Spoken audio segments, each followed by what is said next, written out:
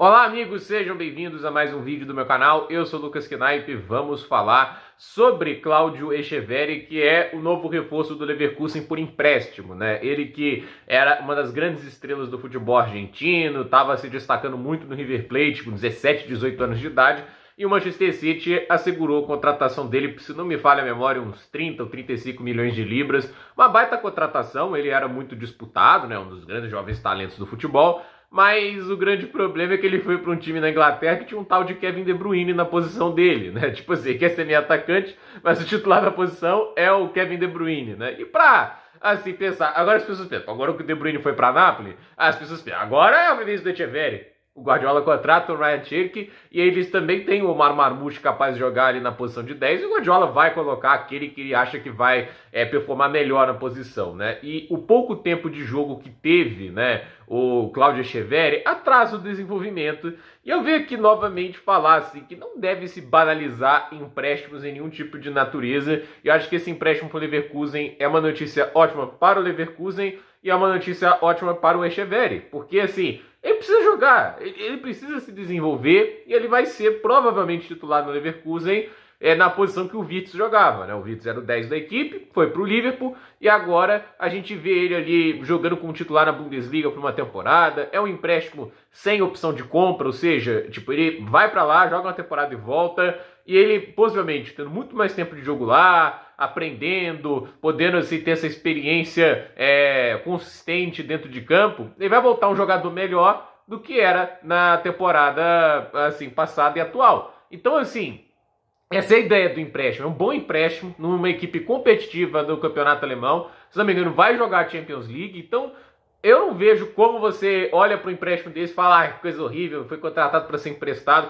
Olha, empréstimo faz parte, gente. Não é todo mundo que vai conseguir ser contratado, chegar e jogar, entende? Não é todo mundo que chega tão pronto assim. Tem gente com muito talento, mas tem que lapidar, tem que desenvolver, tem que crescer. Nem tudo é tão simples, né? Tipo, o Estevão, por exemplo, ele já recebeu uma confiança maior do Chelsea, porque ele não só foi contratado e fica, como o Chelsea vendeu um dos jogadores que estavam na posição dele, que é o Noni Madueke. O Arsenal foi lá, contratou ele, e o Chelsea confiou ao Estevão ser a alternativa ao Pedro Neto. Então, assim, o Estevão, ele recebeu essa confiança, né? O Echeverri não. E aí a questão é, o Guardiola, na visão dele, preciso de um jogador que esteja mais apto para produzir de maneira imediata, porque, assim... Clubes, como o caso do Big Six, eles não podem se dar ao luxo de colocar um cara em campo e ter dor de crescimento. Ele tem que chegar e produzir. E é por isso que muita gente acaba se dando mal nos clubes desses, porque a pressão para você produzir de maneira imediata é muito maior do que a necessidade de evolução e desenvolvimento dentro de campo, entende? Né? Você não consegue jogar leve, você não consegue jogar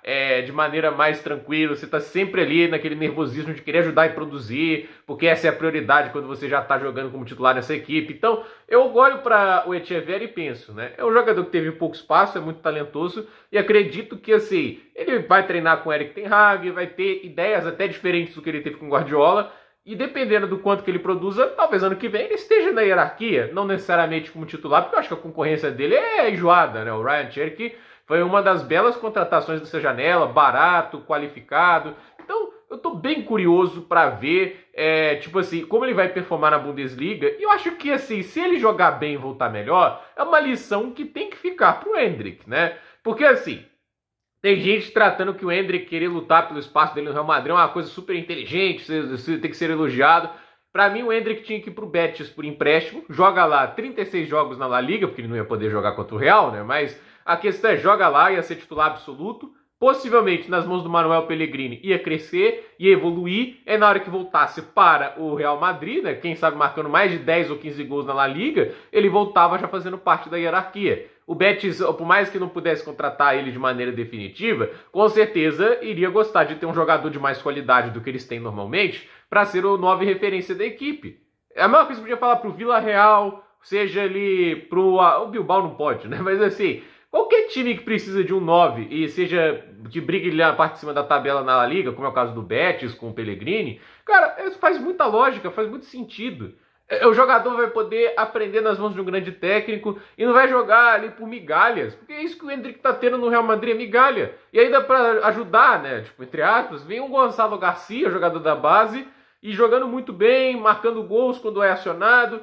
Então, assim, eu não vejo como uma boa notícia ele... Ah, não, vou querer lutar pelo meu lugar aqui no Real Madrid, pronto, entende? Primeiro porque ele tá concorrendo com o Kylian Mbappé. Então, assim, não tá fácil para ele conseguir ganhar lugar nessa hierarquia. E o Vinícius Júnior, pelo fato que ele só joga no lado esquerdo, né? Tipo, ele não joga pelo lado direito. O Mbappé também não. Porque se o Vinícius conseguir jogar pelo lado direito, aí ele pro lado direito, o Mbappé pro lado esquerdo, e quem sabe sobrava uma posição pro Endrick. Mas não é o caso. Então, assim...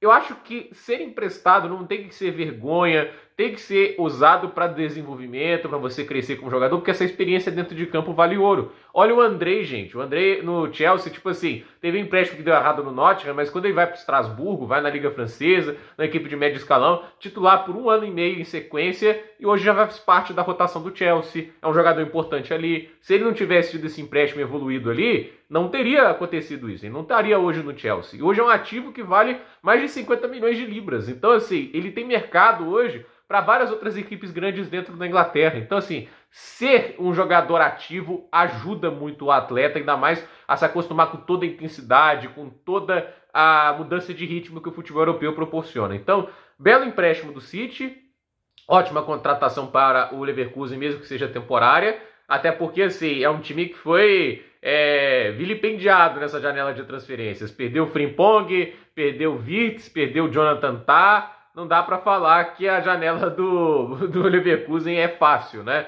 Até porque a gente sabe que o Leverkusen não é a equipe mais rica do mundo. Então, mesmo que eles tenham conseguido esses anos ir para a Champions League, ganhar o Campeonato Alemão, final de Europa League, mais que tenha entrado muito dinheiro dentro do fluxo de caixa da equipe, eles não têm dinheiro para gastar torto direito e nem o poder de convencimento para tal, ainda mais agora que o Xabi Alonso saiu e as perspectivas da equipe já são um pouco mais complicadas, né? É difícil para um time como o Leverkusen sustentar sempre na primeira prateleira. Nem todo mundo é o Bayern de Munique. Então, gente, por esse vídeo é isso. Dúvida nos comentários, deixe seu like, se inscreva no canal, compartilhe esse vídeo e até o próximo vídeo.